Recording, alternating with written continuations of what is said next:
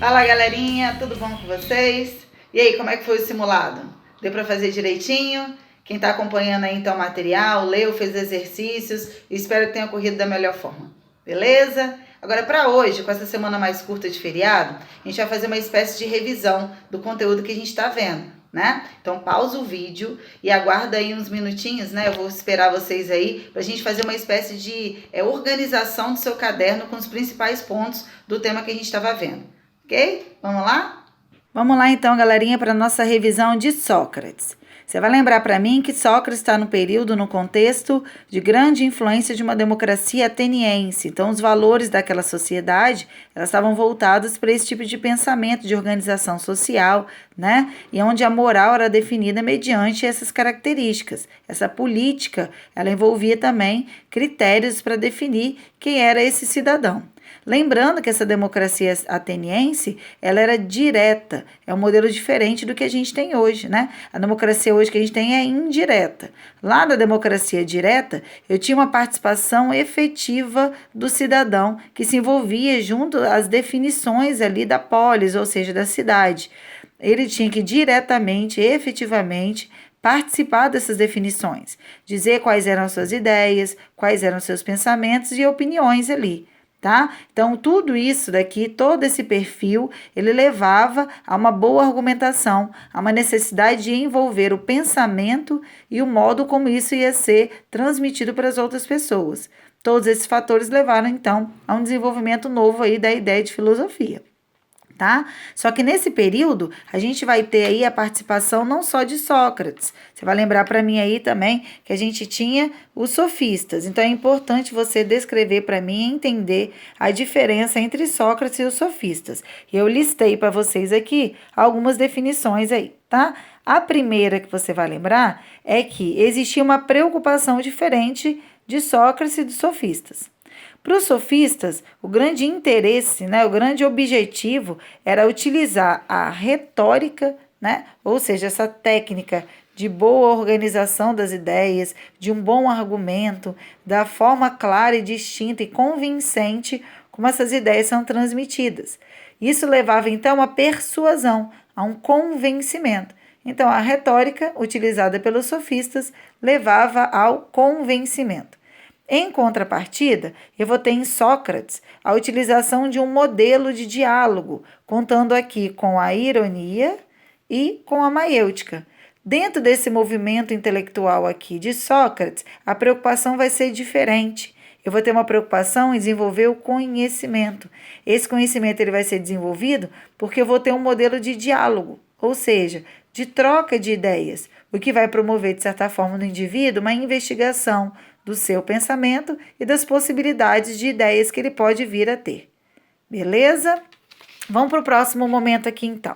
Eu separei para vocês mais uma diferença entre Sócrates e os sofistas. Existe uma crítica muito grande e fundamental da prática entre os dois. Os sofistas tinham um interesse também em ganhar dinheiro e lucros com isso. Então, eles cobravam uma certa quantia para poder estabelecer esse aprendizado, esse ensinamento, né? Eles viajavam de cidade em cidade, buscando jovens dispostos a pagar. Agora, Sócrates, ele tinha uma didática, vamos colocar assim, mais espontânea, né? Por meio das suas caminhadas, ele, de certa forma, atraía a atenção de algumas pessoas, de alguns discípulos, né? Que estavam dispostos ali a trocar essas ideias, né? E por meio de uma sequência de perguntas, ele promovia, então, esse novo ensinamento, essa proposta, esse estímulo ao conhecimento. Então, um era por meio da cobrança e outro era de forma espontânea. Beleza? Dando sequência aí, você vai observar para mim que existe uma estrutura para o modelo do diálogo de Sócrates com seus discípulos. E aí eu tenho dois nomes e conceitos para você lembrar. Primeiro, a ironia, que consiste justamente no momento de investigação, né? Nesse momento aí, você vai perceber que Sócrates ele tenta estabelecer uma sequência de perguntas, né, para promover no indivíduo uma investigação quanto àquilo que ele acha que sabe, né? Nesse momento do acho que sei, você vai perceber para mim que o indivíduo ele vai sair dali com uma série de perguntas e questionamentos quanto àquilo que para ele era uma certeza, né? Então ele vai se questionar quanto às suas verdades, quanto às suas ideias, e quanto àquilo que ele tinha falado anteriormente. Então, a ironia é um momento de promover instabilidade, promover questionamentos. Aí vem a maiêutica, né? A maiêutica vai ser esse segundo momento, e nesse segundo momento eu vou conhecer esse nome, né, maiêutica, como algo que é muito familiar na nossa vida aí, que é a ideia de parto. Só que agora, essa maiêutica vai ser parto das ideias, ou parto socrático para algumas pessoas. E o que vai ser essa maiêutica, então? Vai ser o momento de reconstrução do meu discurso.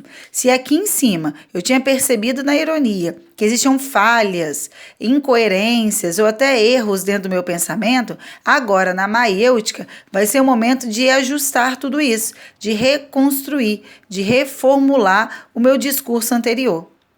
Tudo bem? E aí eu deixei por último para vocês a frase, né, uma das máximas de Sócrates aí, que é bem famosa, que vem a ser o só sei que nada sei. O que você acha que Sócrates quis com o só sei que nada sei? Sócrates, com o só sei que nada sei, ele promove no indivíduo uma certa angústia, né? Por quê? Se você entender que ele nada sabe, isso de certa forma se torna uma contradição, porque ele está afirmando saber que não sabe. Então, isso já de início provoca, intimida, né, essa necessidade ou até habilidade que a gente tem de acomodar, né, de se acomodar com algumas ideias. Então, esse só sei que nada sei, ele é provocativo. E ele quer provocar o quê? Ele quer buscar, né, no indivíduo essa necessidade de conhecimento, de busca do conhecimento, né? Então, para Sócrates, o só sei que nada sei leva ao reconhecimento de que o conhecimento é inesgotável, que ele deve ser sempre buscado. Não tem como chegar a esgotar as minhas possibilidades quanto àquilo que eu achava que sabia. Sempre é possível ser melhor, tá bom? E aí, então, eu alcançaria, segundo Sócrates, o que ele chama de sabedoria, né, por meio do reconhecimento da minha própria ignorância. E aí, gatinhos, para a gente finalizar, eu tenho aqui o conhece-te a ti mesmo, tá? O que vem a dizer, o que vem trazer para a gente o conhece-te a ti mesmo? O conhece-te a ti mesmo, ele vem estimular no discípulo uma busca e reconhecimento interior. Eu vou focar aqui na minha força interior, no meu conhecimento interior, e para isso essa perspectiva material, essa perspectiva externa ao meu próprio pensamento, né? Ela tem que ser, de certa forma, eliminada, porque eu tenho que ter foco naquilo que eu mesmo penso, nas minhas forças, nas minhas ideias, no meu entendimento do mundo, porque quando eu olhar para dentro de mim mesmo e conseguir reconhecer em mim quais são as minhas ideias, eu vou também passar a reavaliar. E muitas das vezes que a gente passa a reavaliar a nós mesmos, né, a gente chega a certo incômodo de algumas coisas que poderiam ser melhor. E aí, com essa busca, novamente eu retorno lá no só sei que nada sei e na própria trajetória de Sócrates para o conhecimento. Tudo bem? E a gente finaliza então esse vídeo, tudo isso aí tá no seu material, dá uma avaliada no como que a gente colocou tudo isso, deixa o seu caderno organizado, né? Pra gente na próxima aula já pegar alguns exercícios aí e tirar as dúvidas de vocês, tá? Então com isso a gente finaliza aqui a aula, a revisão de Sócrates. Um grande beijo para vocês e até a próxima aula.